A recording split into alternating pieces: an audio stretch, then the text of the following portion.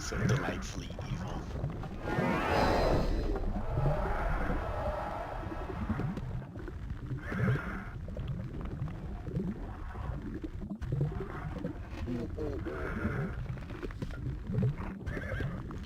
So if I do this,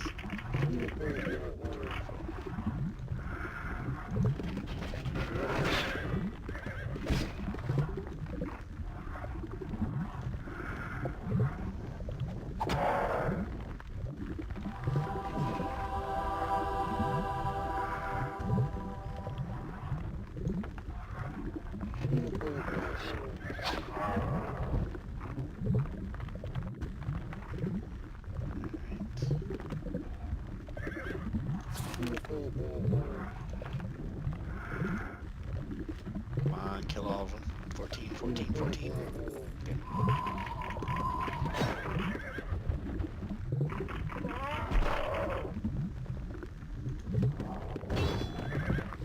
There we go. Necro energy.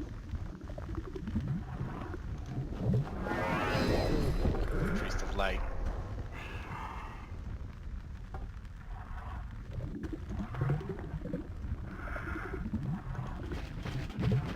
Come over here, my black knight.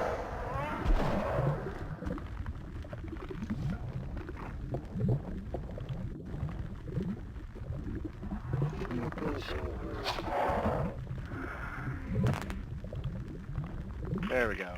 Some of my skeletons will revive now.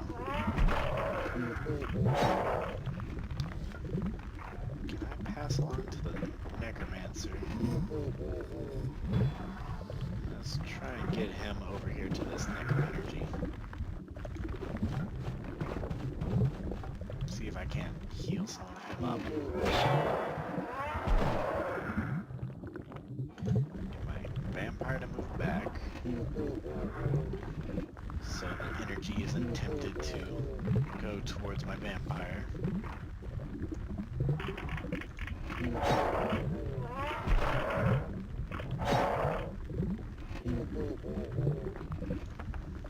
There we go. Alright, so I got one of them back. I love these black knights. That's so awesome. I wish I could keep them.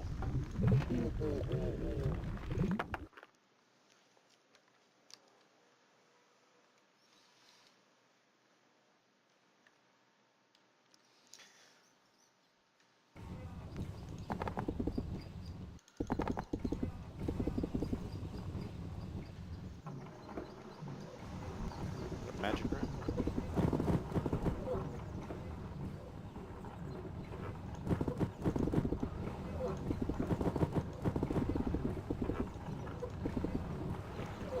I'm Paul Foggerin, the smith. Who are you, non-human, and where do you come from? I'm Derek the vampire. I'm here on business. You know what, Derek the vampire? You better leave Monteville as soon as you can. Dark creatures are not welcome here. And I'm an old soldier. I fought in the Battle of the Red Rock. Battle of the Red Rock. The only way I know how to speak to non-humans is in the language of sharp steel. What do you have to sell, blacksmith? I don't sell anything to the likes of you. Get lost. Damn it.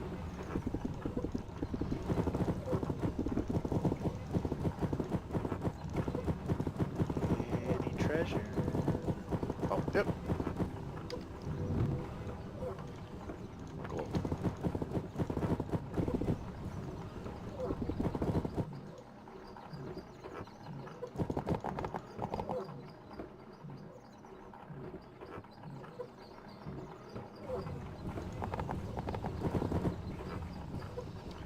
Alright.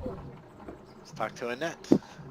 Wow, look who's here. One didn't even see non-humans. Uh, that often in Monteville back in the day.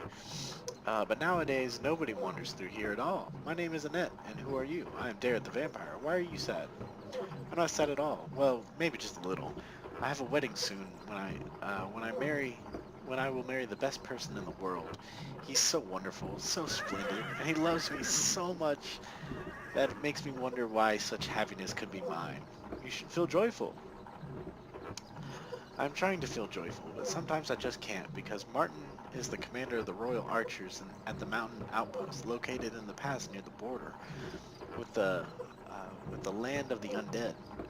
He risks his life every day, and I never see him at all. Anything could happen to him while those creepy undead creatures, zombies and vampires are everywhere. When I think about it, I immediately want to weep. Annette secretly wipes off a tear. Don't be sad, everything will be fine. This peasant woman looks truly happy, amazing. But those who are in love are often the happiest people in the world, and that's just what we're looking for. I believe you were right, Blackie. It would be best to grab her when she is completely happy, so that her aura of joy can penetrate the adamant screen. That would help our cause greatly. Right now, she is a little worried about her fiance. See, she's waiting for him, anxious.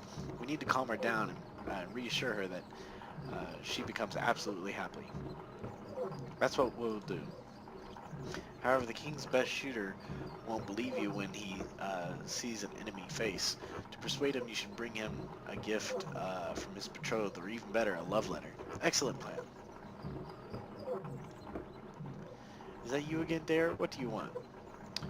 Would you want me to deliver your letter to Martin? You can find out his plans and set the date of your wedding. My uncle the Smith doesn't allow me to communicate with non-humans, so I'm not going to give you any letter. It would be a different matter if my uncle permits it. I only have him left. I haven't known my parents since I was a child. My mother was dragged away by vampires, and my father went missing in the war with the demons. That's why I obey my uncle in everything and never argue with him. I'll be back soon.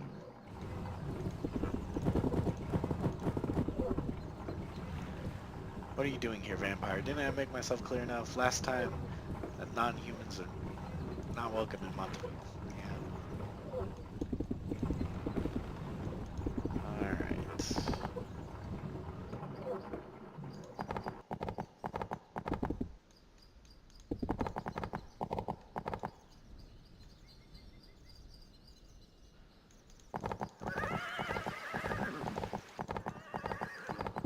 We're gonna talk to her. Good to see you, Dare. What brings you here this time? Sell me a poison potion. By the king's decree, all Monteville residents are forbidden to possess poisons of any kind, so there's no way I can help you. Talk to Clarissa of Portland. She's the greatest expert in all sorts of poisonous concoctions and potions. She's just the right person to brew whatever you need. Do you know what happened to Simon the Mage? Of course I know him. We were in the same class at magic school, and he was so handsome back then. The healer pauses in brief recollection. And now I occasionally sell him all sorts of magic items for his experiments. He's too lazy to pick up roots and flowers for himself, let alone the more complex ingredients. He prefers buying them from me wholesale. I see. What's so clear, Derek? Judging by Clementine's facial expressions, I can tell that she's pining away over Simon, but he doesn't notice the healer at all. I bet she's hexed him in revenge. Come on, you need to push that Clementine lady harder. Harder, I'll try. Good to see you. What brings you here this time? Have you fallen in love, Clementine? You ask such personal questions. Of course I've fallen in love, but when I was a student at the magic school, I fell madly in love with a classmate. I would write his tests for him, iron his robes for him. I waited and waited for him to ask me out to the circus or to the theater. And I believe you used to ask him, tell me, Simon. Precisely, I would tell him, hey, Simon, how do you like my new hairstyle? But he wouldn't even look at my hairstyle. I have a feeling that I'm talking too much. Sorry. Clementine, why on earth did you hex Simon? I hexed? I hexed Simon? What are you talking about? With all due respect, Derek, if you keep talking to me like that, this conversation is over. Ugh. Answer my question, Clementine, or else. Don't you dare talk to me like that. I am a well-respected Monteville healer. I'll call the guards. The healer hisses angrily angrily at you, but she finally gives in. For being such a senseless fool, that's why. I've waited so long for Simon to ask for my hand in marriage. I'm growing old, but that dunderhead doesn't seem to notice me at all. So I decided to take revenge on the damn fool and hexed him to make him lose his influence in town and eventually go mad. You could have put a love spell on him, you know. Lets out an indignant snort. I'm looking for real feelings, not fake ones. Remove the hex, you witch, or I'm gonna kill you. In your dreams, I will scratch your eyes out and turn you into a toad. Long rolling whistle summoning her minions, who come running and crawling out of the dark corners of the house. You should know better than to raise your voice at a respectable lady. Draw your weapon. I'll teach you a lesson.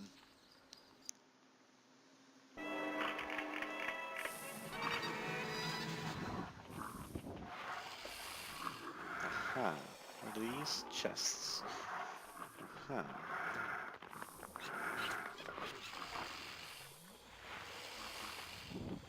We're gonna throw down a black hole. Right here.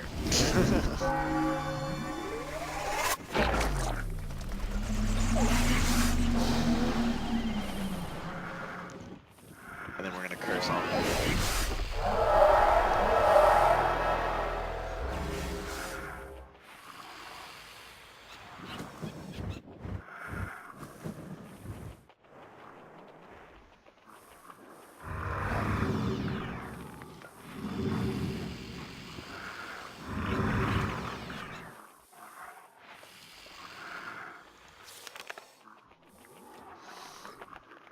Let's see here.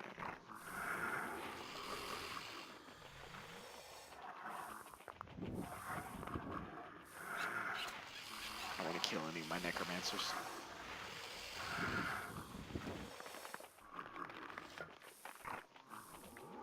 I really don't want to kill any of my archers either.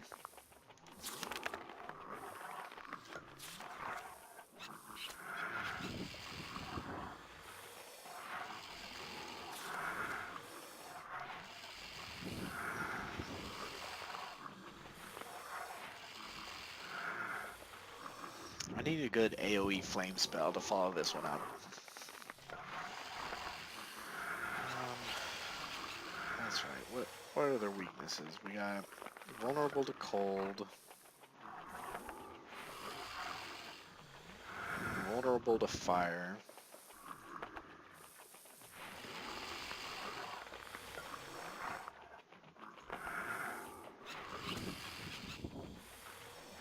vulnerable to cold, vulnerable to fire, vulnerable to fire as well. So cold, cold, cold, cold, and everything else is fire. So let's do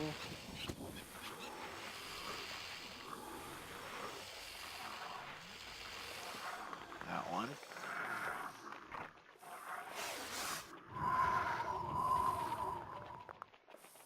Have my vampire move up.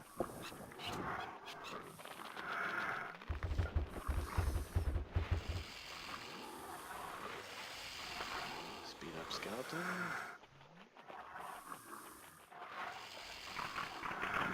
Attack. Yep.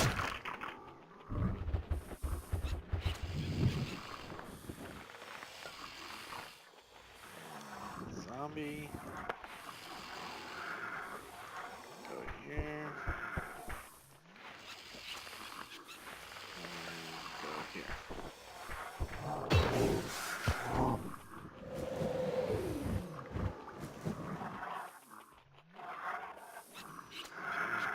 Alright, now need a couple more rage points.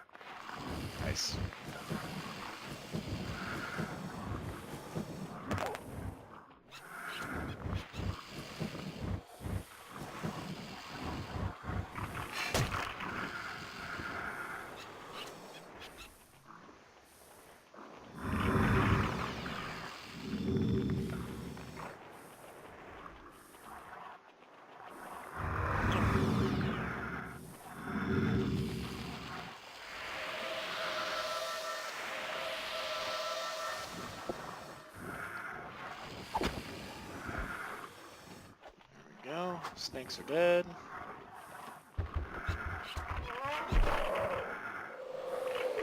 Come on, skeletons. Hold strong. Hold strong. Going to do flame arrow on that one. Run over to this necro energy. There you go.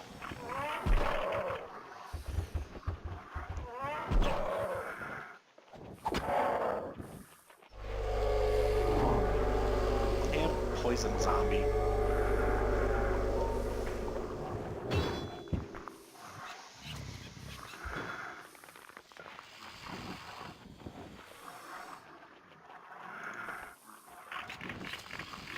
Ghosts. Alright. Better than nothing. She turned my zombies into a sheep.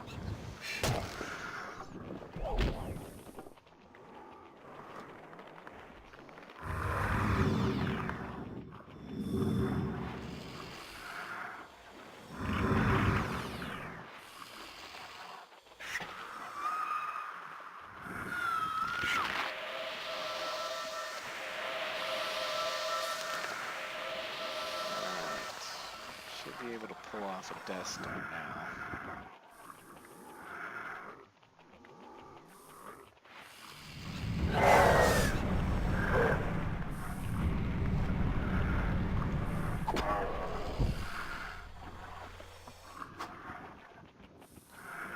And now, nice necrophage right across there.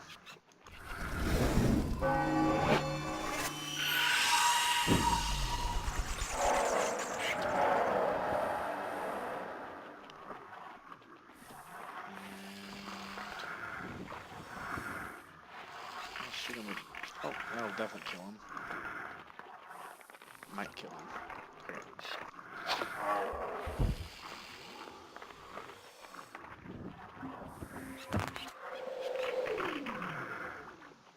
Come on, my skeletons. Over here to this necro energy. Damn sheep.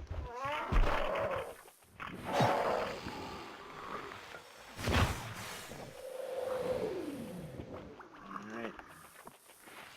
Ghost.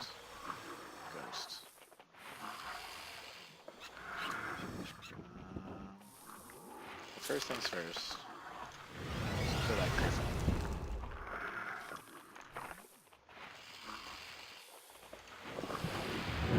There's a ghost over here.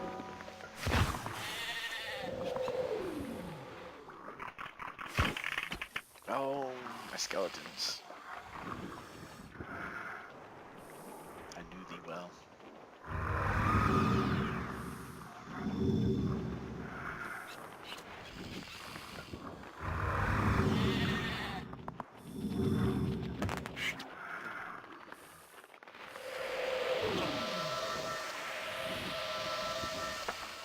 Alright. Drop a sword. Those beholders.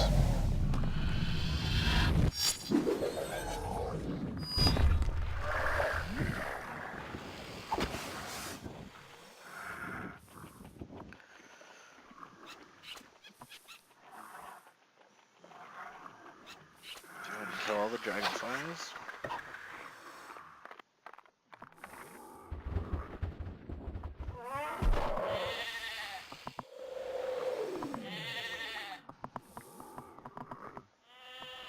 There we go. Transformation is finally worn off.